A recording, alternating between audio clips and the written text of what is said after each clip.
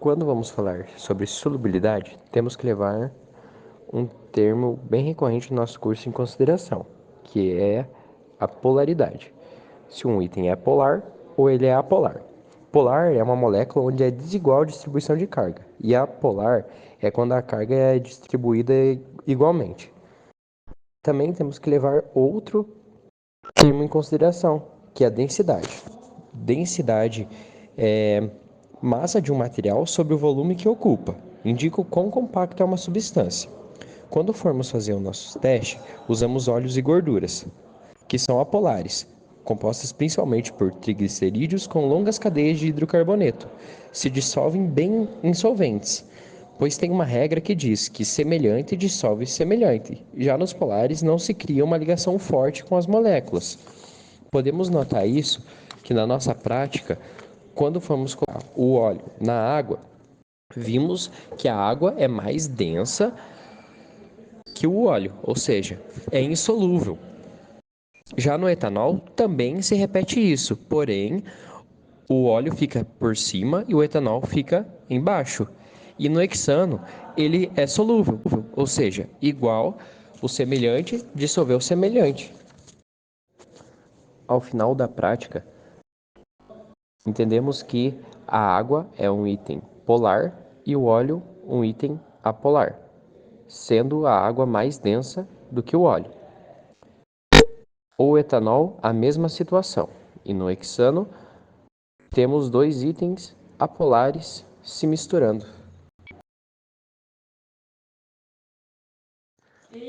Fizemos um teste com manteiga, onde a manteiga tem características apolares. Com a água que é polar, ela apresentou uma separação, onde a gordura ficou por baixo e a água ficou por cima. Já com álcool etílico, a manteiga ficou em cima e o álcool ficou embaixo, devido à sua densidade, e já no hexano tivemos uma mistura levemente amarelada, devido à manteiga mais homogênea.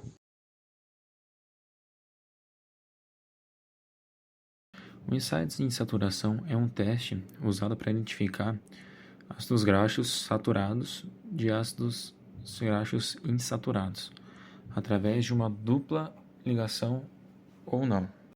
Os ácidos graxos saturados não possuem dupla ligação, o que indica um grau de insaturação menor.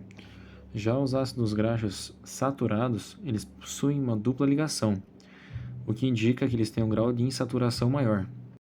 Nesse ensaio, foi usado o hexano ao invés do uso do cloroformo.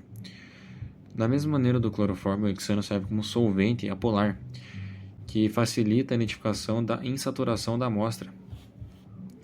E a solução de Hubble, ela é usada para identificar os óleos insaturados dos saturados, formando uma coloração vermelha quando na presença de um óleo de um ácido graxo.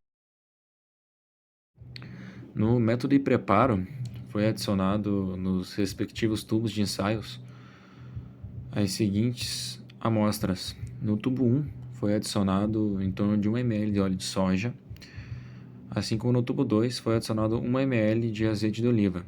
Já no tubo 3 e no 4 foi pego uma pequena porção de margarina e manteiga.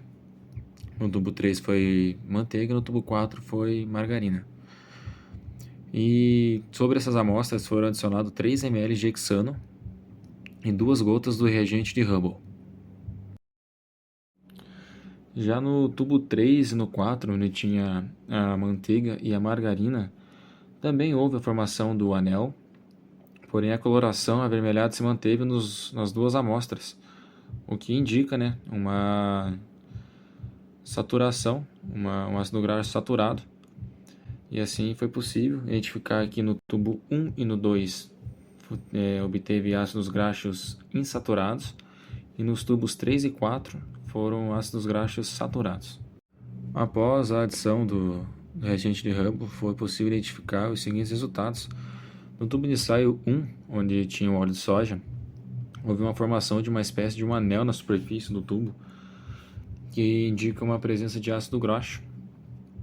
Porém, a coloração avermelhada não se manteve, ela rapidamente foi dissolvida, ela sumiu com o passar do tempo.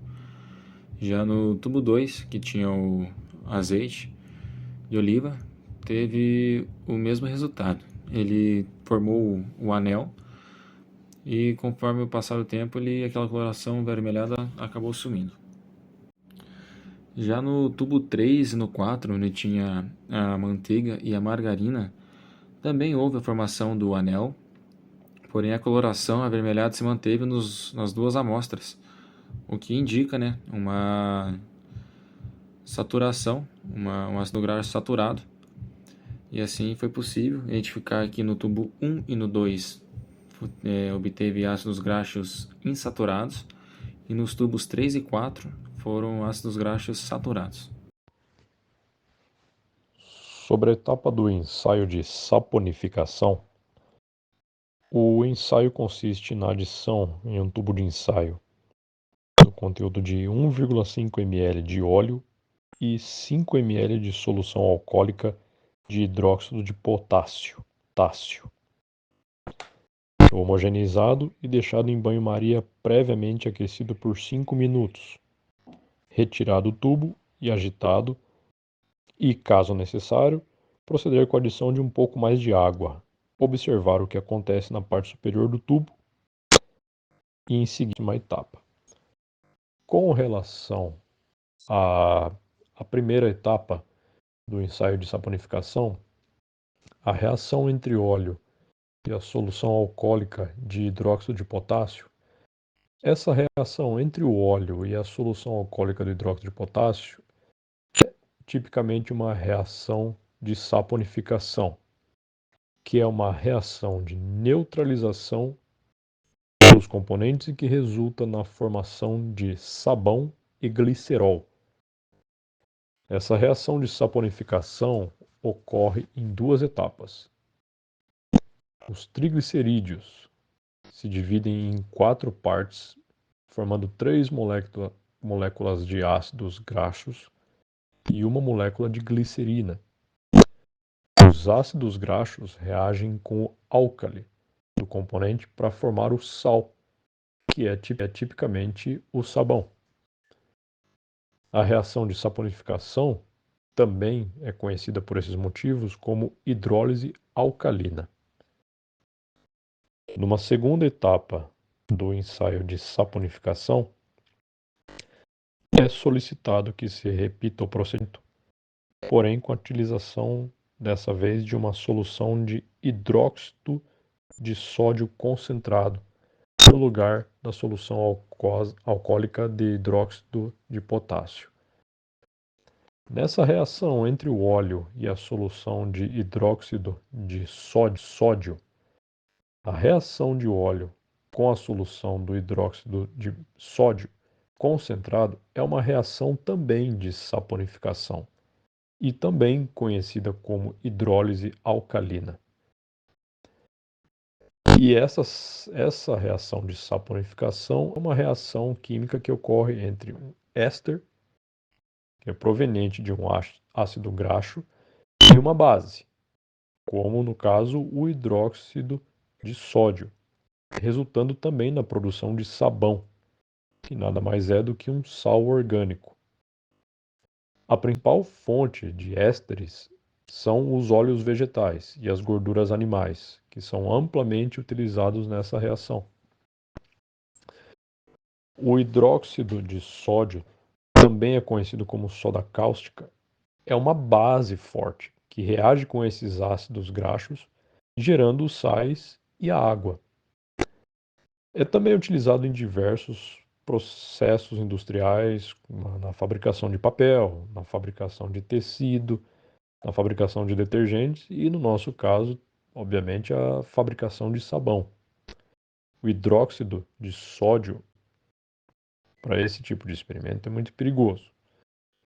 Pode ocasionar algumas irritações, queimaduras, principalmente na córnea, e prejudicial aos olhos, principalmente em contato direto. Podendo ocorrer também algumas outras reações, como lesões perto de de glândulas na boca, na garganta, esôfago, então o experimento requer alguns cuidados especiais. No ensaio de micela, onde foi usado o tubo de ensaio contendo água e óleo, previamente separados no experimento de solubilidade, e o tubo de ensaio no experimento de saponificação, ou então misturado o conteúdo dos dois tubos formando uma emulsão, neste caso a água e o óleo, formam a micela, que nada mais é do que a substância anfótera, hidrofóbica e hidrofílica, que nada mais é do que uma parte de molécula sem afinidade com o óleo e a outra parte com a água.